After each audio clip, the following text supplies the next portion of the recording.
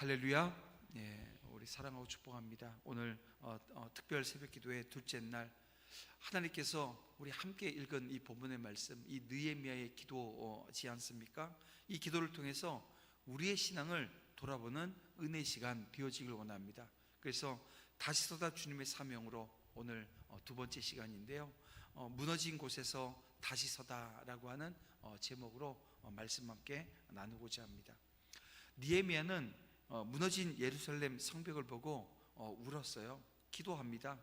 그리고 다시 세우기를 결단했습니다. 오늘 우리도 말씀을 통해서 무너진 그 신앙의 성벽이 재건되게 하시고, 또 기도로 다시 시작하면서 사명을 향한 헌신의 자리에 다시 서기를 결단하는 은혜가 오늘 이 아침 저와 여러분 가운데 넘치기를 주님의 이름으로 축원함을 드립니다.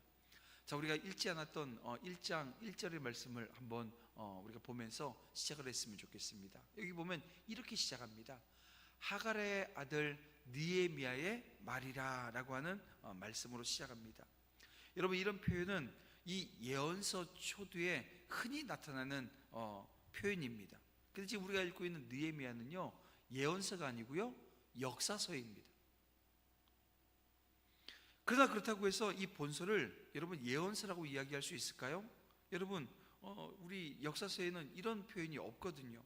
근데 원문상 1절의 표현은 예언서의 경우처럼 이 느헤미야에게 임한 계시라고 하는 의미가 아니고요, 이 느헤미야의 수기라고 하는 의미입니다. 그러니까 이 느헤미야가 경험한 일을 기록한 책이 이 느헤미야서입니다.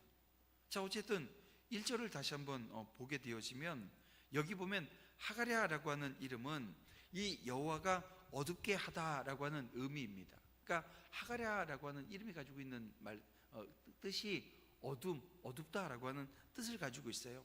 그리고 이 느헤미야의 뜻을 보게 되어지면 하나님의 위로라고 하는 의미입니다. 그러니까 이 이름들만 보더라도 이 지금 느헤미야의 배경과 어쩌면 그렇게 잘 어울리는지 놀랍기 그지가 없습니다. 느헤미야가 역사의 무대에 등장하기까지 이스라엘은 그야말로 어둠의 때로 이 여호와의 역사하심이 간절히 기다려지는 때였습니다.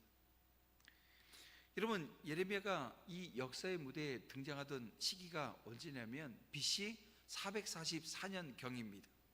이때는 이 페르시아 제국의 건설자 이 고레스가 이 포로귀환 칙령에 따라서 이스라엘 백성들이 벌써 1차, 2차 포로귀환이 있었어요. 1차가 BC 537년에 있었고요, 또 BC 516년에 예루살렘 성전이 재건되어졌으니까요, 약 한 70년 이상이 경과되어진 때로 지금 2차 포로귀환도 이뤄진 상황입니다.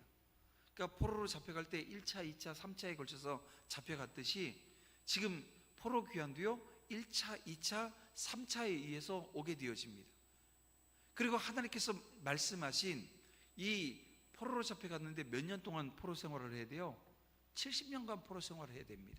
그래서 이 포로로 잡혀갔다가 돌아오는 이 과정 속에 회복되어지는 이 과정도요, 이 다 다른 것을 보게 되어집니다. 좀 전에도 말씀드렸지만 2차 포로 귀환을 주도한 에스라, 이 에스라에 의해서 이 포로에서 귀환한 지금 이 이스라엘 백성들 가운데 신앙의 개혁이 먼저 지금 이루어져 있는 상황입니다. 신앙의 개혁이, 신앙이 온전히 되어지는 이 과정이 먼저 있었고요, 그 다음에 지금 이 느헤미야를 통해서 이 정치적 회복이 지금 다시 한번 이루어지는 과정이라고 여러분 보시면 되는 거예요. 이 정적인 측면에서 볼 때 이 팔레스타인의 이스라엘 공동체는 일개 포로 귀한 자들의 무리로 여러분 지나지 않았습니다. 그들은 예루살렘 성을 재건해서 이스라엘이 이 국가적 기능을 지금 다시 한번 회복하는 이 과정이라고 여러분 보셔야 돼요. 이걸 지금 시도하고 있는 것입니다. 근데 여러분 보세요, 이 대적들이 가만히 놔두지 않는 거예요. 이 이스라엘 백성들이 이 정치적인 독립을 하는 이 다시 한번 회복되어지는 것을 그냥 내버려 두지 않습니다. 성벽 공사가 중단되는 것은 물론이고 이미 재건된 부분까지 다시 한번 회파되고 말았습니다. 그리고 그로 인해서 이스라엘 공동체는 주변에 있는 대적들의 핍박이 있었고 이 약탈을 당해서 이 고난 가운데 있었습니다. 하그레아라고 하는 이름이 이야기하는 것처럼 지금 이스라엘 공동체에는요 어두워요. 여러분, 그들은 간절히 하나님께서 그들을 이끄시고 붙드시며 세우시는 그 회복의 역사, 하나님이 그들 가운데 임하셔서 위로하여 주시는 그 은혜의 자리가 필요했다는 것입니다. 그리고 이 느헤미야가 이런 이스라엘 공동체에 있어서 그야말로 하나님의 위로와 같은 존재였던 겁니다. 페르시아 제국의 5대 왕, 이 아닥사스다의 술관원으로 봉직하고 있었던 느헤미야는 어느 날 그의 형제 그 하나니와 그의 일행으로부터 그 예루살렘의 어려운 형편에 대해서 전해 듣게 되어집니다. 그리고 이 소식을 들은 그는 하나님 앞에서 엎드려요. 자, 오늘 본문의 내용이 그겁니다. 슬피 울며 금식하고 기도합니다. 그리고 아닥사스다에게 자신을 예루살렘으로 보내서 예루살렘 성벽을 중건할 수 있도록 해달라고 요청을 합니다. 아닥사스다 왕의 재가를 얻어서 예루살렘으로 귀환해서 이 대적들의 아주 집요한 방해를 무릅쓰고 예루살렘 성벽을 재건합니다. 며칠 동안이요? 52일 동안 재건하게 되어져요. 그래서 이스라엘은 종교적으로는 물론이고 이 정치적으로도 재건되었고 그야말로 느헤미야는 이스라엘에 있어서 하나님의 그 위로와 같은 인물이 되었던 것입니다. 여러분, 이 말씀 앞에 선 오늘 우리 또한 이 땅의 수많은 영혼들에게, 여러분 그들의 이 땅에 있는 영혼들, 이 예수님을 모르고 알지 못하는 이들이 어떤 자리에 있는 거예요? 뭐 잘 사는 것처럼 보이고 흥청망청 제대로 자기는 누리고 사는 것처럼 보이지만 어두운 거예요. 어두운 이 세상에 하나님께서는 저와 여러분이 어떤 역할을 하기를 원하십니까? 위로자가 되어지기를 원하시는 거예요. 그래서 오늘 말씀을 통해서 하나님이 저와 여러분에게 어떤 말씀을 주시는지 이 짧은 시간이지만 함께 살피면서 기도의 자리로 나아갈 수 있기를 원합니다. 여러분, 우리는 가장 먼저 무너진 이 신앙의 성벽을 재건해야 됩니다. 무너진 신앙의 성벽 있습니다. 없지 않아요.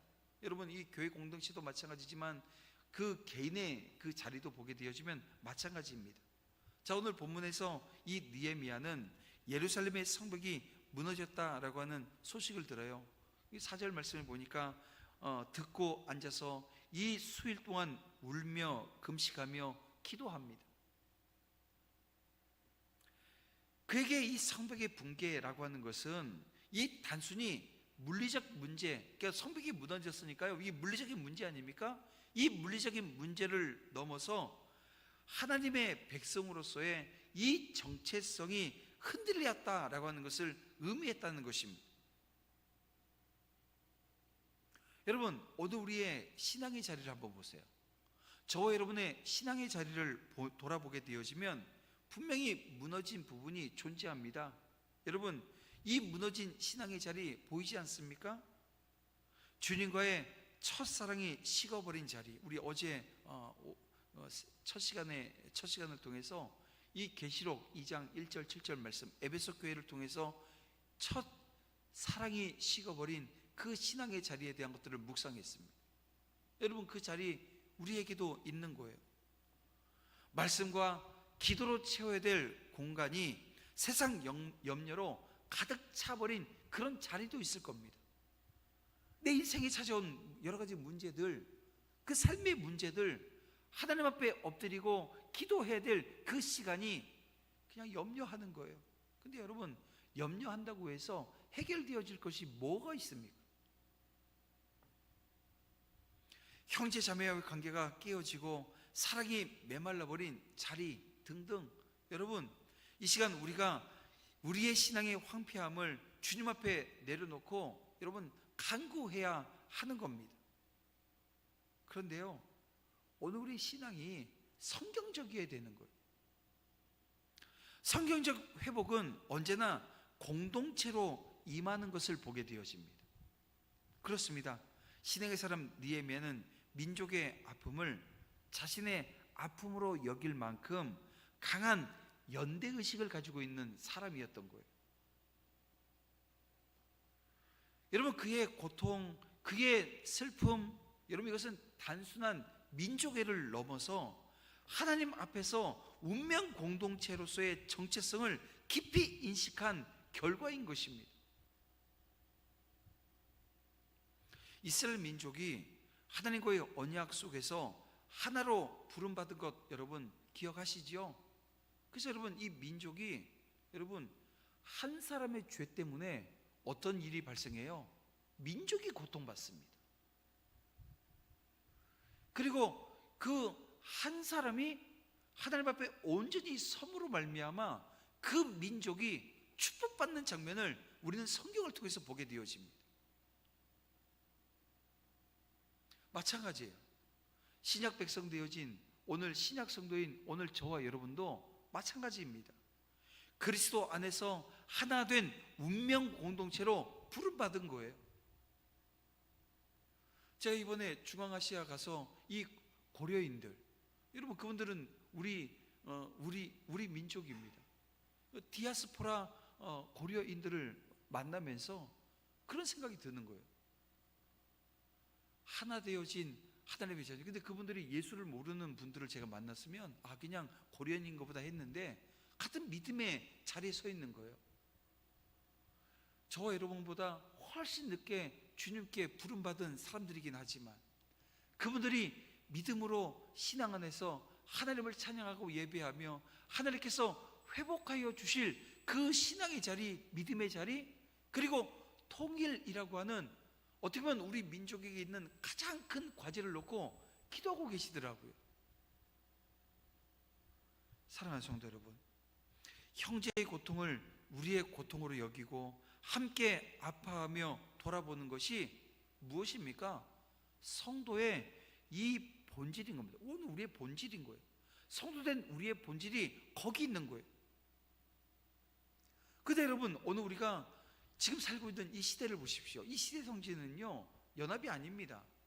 그러니까 스스로 한 사람 한 사람, 이 90년대 1990년대 제가 신학교를 들어갔을 때 그 세상이 이야기하는 것은 개성이었어요. 이 말이 개성이죠. 개성이 존중받는 시대죠. 개개인이 존중받는 것처럼 보이는 그 시대가 개인주의가 막 싹트는 시대였습니다. 그리고 이내 오늘 우리가 신앙생활하고 있는 이 공동체 안에도 여러분 이 공동체 의식이 많이 상실되어지고 잃어버렸다는 거예요. 형제의 아픔에 둔감해요. 자기 문제에만 몰두해요. 그렇게 살아가는 오늘 우리의 모습을 여러분 돌아봐야 한다는 것입니다. 이 시간 느헤미야처럼 우리 주변에 무너진 곳을 바라보면서 애통할 수 있기를 원합니다. 나와 무관하지 않는 공동체의 고통을 주님 앞에 내려놓고 그리스도의 사랑 안에서 다시 세움을 여러분 간구해야 한다는 것입니다. 형제의 아픔과 신앙의 황폐함을 주님 앞에 올려드릴 때 하나님의 은혜가 임하며 무너진 곳에서 다시 세우시는 역사가 일어날 것입니다. 우리의 기도를 통해서 공동체의 신앙이 회복되어지고 하나님의 영광이 드러나는 은혜를 경험하기를 정말 소망합니다. 여러분 그 소망이 오늘 우리 가운데 넘치기를 주님의 이름으로 축원함을 드립니다. 자, 이 느헤미야가 보인 이 첫 번째 반응, 울며 엎드렸는데요, 그게 기도의 자리였다는 거예요. 그는 하나님을 찬양하면서 이 자신의 죄와 이 백성의 죄를 고백하고 하나님의 언약을 붙들고, 뭘 붙들었다고요? 언약, 약속을 붙들었습니다. 그리고 기도하는 거예요. 여러분, 기도는 이 무너진 곳에서 다시 서는 시작점입니다. 느헤미야는 하나님을 신뢰합니다. 여러분, 하나님을 신뢰하는 사람이 가지고 있는 특징이 뭔지 아세요? 자신의 약함을 인정합니다. 내가 막 다 할 수 있을 것 같고, 내가 모든 걸 다 이룰 수 있을 것 같고, 이 자신감이 오늘 우리의 살아가는 인생을 살아가는 데서 얼마나 중요합니까? 그런데요, 하나님을 신뢰하게 되어지면 그 자신감은 이내 여러분 나의 약함을 고백하는 자리에 서는 겁니다. 자신감이 있는데 뭘 인정해요? 내 약함을 인정하는 거예요. 그리고 자신의 죄뿐만이 아니라 민족의 죄를 고백하고 하나님의 긍휼을 간구합니다. 여러분, 하나님의 징계로 위기를 만나셨습니까? 그러면 이 죄부터 자복하시길 바랍니다. 거기에 위기에서 벗어날 수 있는 길이 있는 거예요. 사실 우리 가운데 아무리 무음해 보이는 사람이다 할지라도 여러분, 완전한 사람이라고는 없는 거예요. 우리는 다 죄인일 뿐입니다. 허물 많은 인생이라는 얘기입니다. 그래서 종종 하나님의 징계로 오늘 우리가 위기를 만날 때가 있어요. 이때 우리는 자기의 죄를 깨닫고 자복해야 합니다. 자복하며 회개하면 반드시 하나님께서 은혜를 주시는데요, 어떤 은혜요? 회복의 은혜를 주십니다. 그래서 여러분, 기도하는 자리에 서는 것, 기도하며 엎드리는 것, 하나님 앞에 통회하며 자복하는 것, 이게 여러분 지혜인 거예요. 인생에 있어서 지혜가 여러분 엎드리고 기도하는 그 자리에서 주어지는 겁니다. 그러면 여러분, 이 죄가 무엇입니까? 죄가 뭔지에 대한 명확한 인식이 우리 가운데 있어야 돼요. 여러분, 죄는 우리가 기준이 되어지는 게 아닙니다. 그 죄의 기준은 하나님이십니다. 이 죄의 기준이 땅에 있지 않아요. 말씀이 기준이라는 거예요. 아무리 세상이 허용해주고, 아무리 세상이 이해해주고, 아무리 세상이 용서해도 하나님의 말씀에서 벗어나면 여러분, 그게 죄인 거예요. 우리는 신약 선민으로서 구약 선민 이스라엘 백성들이 하나님의 계명을 법으로 삼아 지켰던 것처럼 하나님의 말씀을 잘 지키며 살아야 할 것입니다. 그리고 느헤미야처럼 하나님의 말씀을 붙들고 하나님의 신실하심을 기대며 기도해야 합니다. 여러분, 우리도 느헤미야처럼 기도로 시작하십시다. 기도는 우리가 하나님께로 돌아가는 첫걸음입니다. 이 시간 우리의 모든 무너진 자리에서 하나님의 은혜를 간구하며 기도로 다시 시작하는 여러분, 그 은혜가 저와 여러분 가운데 넘치는 은혜로 함께하기를 주님의 이름으로 축원함을 드립니다. 느헤미야는 기도의 끝에서 하나님께 간구합니다. 자, 11절 말씀에 보니까 이런 간구를 해요.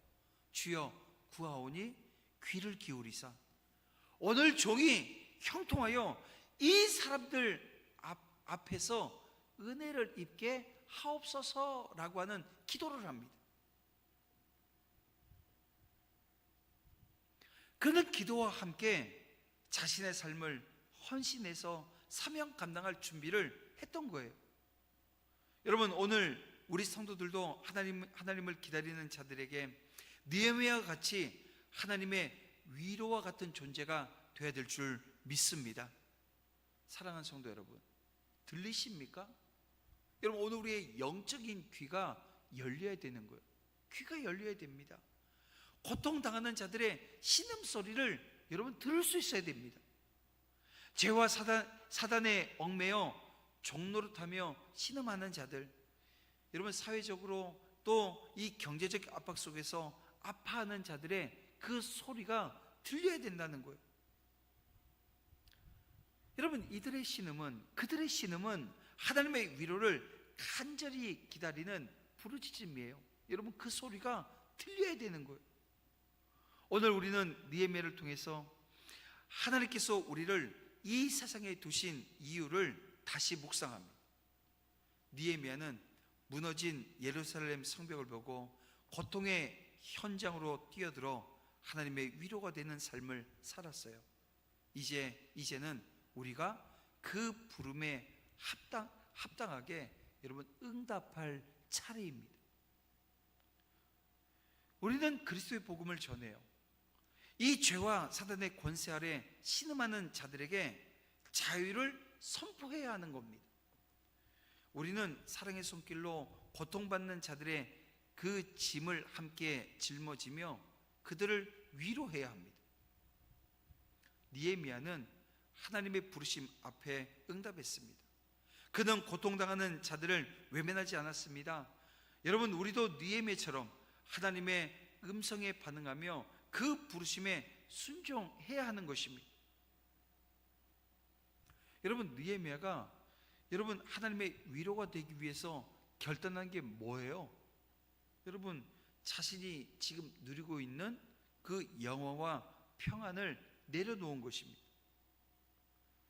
여러분, 이 페르시아 제국의 고관입니다. 이 술관원장 하게 되어지면 그냥 여러분 어떤 자리냐면 왕이 가장 신뢰하는 자리입니다. 왜냐하면 그 당시 뭐 지금도 마찬가지지만 이 믿지 않는 자들이 하루도 입에서 떼어놓지 않는 게 뭐냐면 술이라고 하는 거예요. 왕의 자리에 늘 사람들과 함께 식사를 하고 하는데요, 이 술이 빠지지 않습니다. 밥은 안 먹어도 그건 먹는 거예요. 그런데요, 그 먹는 술에 독을 타게 되어지면 어떻게 되는 거예요? 죽는 거잖아요. 가장 신뢰하는 자에게 뭘 맡겨요? 그 자기의 가장 중요한 걸 맡기는 겁니다. 이게 술관원장은 고관입니다. 그러니까 특권이 있었던 거예요. 근데 그 특권을 포기해버립니다. 고난의 현장으로 나아가는 것입니다. 그런데 여러분, 이 느헤미야가 그렇게 할 수 있었던 이유가 어디에 있습니까? 그것은 무너진 성벽을 재건하고 이스라엘을 회복시키는 것이 자신의 사명이라고 하는 것을 깨달았던 거예요. 내가 지금 이 일을 선택하고 내가 지금 이 일을 가고 있는데, 그리고 그 일로 인해서 여러분 많은 것을 누리고 있습니다. 근데 그걸 내려놓는 거예요. 그것을 내려놓고 어떻게 하는 거예요? 사명 감당하는 거예요. 예전에 그런 일들이 많이 있었어요. 뭐냐면 사업하다 망하면 이거 하나님께서 나를 주의 길을 가게 하기 위해서 망하게 하셨나 보다. 그런데요, 그렇게도 주의 일을 감당하지만 여러분, 내가 잘 나가고 모든 것이 잘 되어져요. 모든 것이 탄탄대로 열려져 있습니다. 그런데 그 길 가지 아니하고 어떻게 해요? 주를 위해서 내가 사명 감당하겠다고 서는 겁니다. 여러분, 생각해 보세요. 망하고 주의 길 가는 게 쉽습니까? 이 잘 나가고 있는데 그걸 내려놓고 주의 길 가는 게 쉽습니까? 여러분, 후자잖아요. 그래서 하나님께서 그 은혜의 자리에 주님께서 쓰시는 거예요. 여러분, 사울이 바울 되어지는 이 과정을 보세요. 망했나요? 아닙니다. 탄탄대로 가운데 하나님께서는 부르셨고 그 부름 가운데 순종했을 때 놀라운 역사가 이루어지는 겁니다. 여러분, 느헤미야가 그 길을 갈 수 있었던 것은 무너진 성벽을 재건해서 이스라엘을 회복하는 것이 자신의 사명이라고 하는 것을 깨달았기 때문입니다. 사랑하는 성도 여러분, 하나님의 위로가 되는 삶은 그래서 쉬운 길이 아닙니다. 희생이 요구되어진다는 거예요. 그런데 여러분, 느헤미야는 그 희생을 두려워하지 않습니다. 우리도 느헤미야처럼 기꺼이 희생해서 하나님의 위로가 되어지는 길을 걸어가야 되지 않겠습니까? 여러분, 주님께서 우리에게 먼저 본을 보이셨습니다. 빌립보서 2장 말씀을 보게 되어지면 바울은 말합니다. 주님은 하나님의 위로가 되기 위해서 어떻게 하셨다는 거예요? 하늘 영광 버리시고 종의 형체를 취해서 이 땅에 오셨어요. 그리고 십자가의 길을 걸으셨습니다. 예수님의 희생은 우리를 위한 완전한 위로였습니다. 그분의 삶은 우리가 따라가야 될 사명의 길이 뭔가라고 하는 것을 보여주잖아요. 이제는 우리가 느헤미야처럼 그리고 예수님처럼 하나님의 위로가 되어서 세상 속으로 나아가야 할 때입니다. 사랑하는 성도 여러분, 우리의 삶이 죄와 이 고통 속에서 신음하는 이웃을 향한 하나님의 위로가 되어지길 원합니다. 오늘 들려오는 신음소리에 귀를 기울이고 느헤미야처럼 희생을 두려워하지 않으면서 하나님의 그 부르심에 여러분 응답하십시다. 이제 결단의 자리로 나아가야 합니다. 우리의 삶을 하나님의 도구로 드리며 주님께서 가신 길을 따라가야 합니다. 고통받는 자들에게 하나님의 위로가 되는 삶을 살기로 다짐하십시오. 하나님께서 우리를 통해 세상을 회복시키시는 은혜를 기대하며 함께 기도하시길 바랍니다. 무너진 곳에서 다시 서는 것은 단지 회복으로 끝나지 않아요. 하나님께서 회복되어진 그 한 사람을 통해서 일을 하시고요, 또 그 한 사람이 사명 감당하게 되어질 때 신앙이 회복되어지고, 여러분 그 회복이 그렇게 나 하나의 회복으로 끝나지 않는다고 여러분 믿으셔야 됩니다. 나 한 사람의 회복이 내 가정이 회복되어지고 여러분 이 공동체가 회복되어지는 거예요. 새롭게 하신다는 거예요. 주님의 복음을 전하면서 주님의 사랑을 실천하기로 결단하시길 바랍니다. 우리가 사명을 감당할 준비가 되어지기를 우리 주님께서는 원하십니다. 우리의 회복이 주님의 영광이 되어지고 주님의 도구로 쓰임받는 은혜가 되어지는 겁니다. 여러분 그것을 위해서 기도하시길 바랍니다. 느헤미야의 기도는 무너진 자리에서 시작된 여러분 회복의 출발점이었어요. 그리고요 여러분 이 한 사람의 결단으로 시작되어진 여러분 이 회복은요, 이게 뭐 장기간이 필요하지 않았어요. 여러분 52일, 2달도 되지 않아서 여러분 회복되어지는 은혜를 경험하게 되어집니다. 무너진 신앙의 성벽에 이 재건이 여러분 기도로 다시 시작되어지며 사명을 향한 헌신의 자리, 여러분 그렇게 다시 서게 되는 것입니다. 여러분 그 은혜의 자리에 오늘 이 시간 다시 한번 이 7월 첫날에 여러분 이 하반기를 시작하는 이 첫날에 여러분 하나님께서 저와 여러분의 기도를 들으시고 응답하시며 다시 세워주시는 은혜가 분명히 있을 줄 믿습니다.